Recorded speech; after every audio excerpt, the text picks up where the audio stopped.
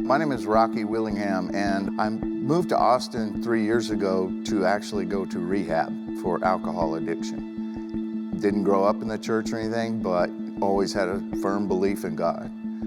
I was at New Mexico State University, and I had walked on the football team as a punter, and I had made it, and I was doing really well, and I was sitting in my apartment with 3 other guys, and they were all drinking beer, and I said, what the heck, it's just a beer. And I drank that beer, and then I got another one. And my roommate that I had gone to high school with came in, and he looked at me and he said, "Oh, Rocky, you're drinking again."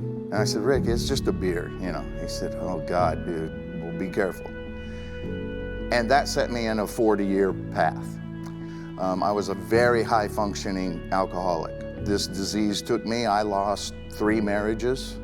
I didn't know what I was going to do. I had lost my business. I had lost pretty much everything.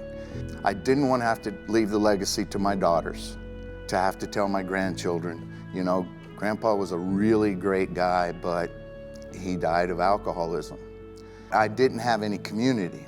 I didn't have anybody to talk with about it. I wasn't going to church. I was trying to do all this stuff on my own. So the drinking escalated.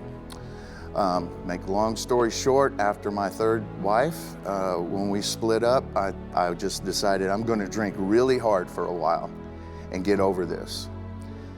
And stop and then go back to the recovery program and get my life together. Well, about the time I wanted to stop, I couldn't. And it's the first time that I couldn't stop. And so about a 7-year binge, daily drinking from 6:15 in the morning until bedtime. And so I came down to Pflugerville and went to rehab, and I found a church at Glad Tidings, and it's been amazing. Every morning when I wake up, short little version of the prayer is, God, relieve me of the bondage of self.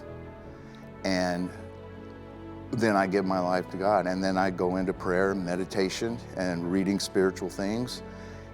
It's one of the most freeing experiences I've ever found, because I am who God wants me to be. I never thought I would be free from alcohol.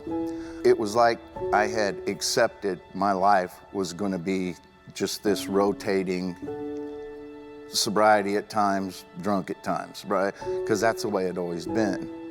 And once I turned my life over to God, I was set free from that.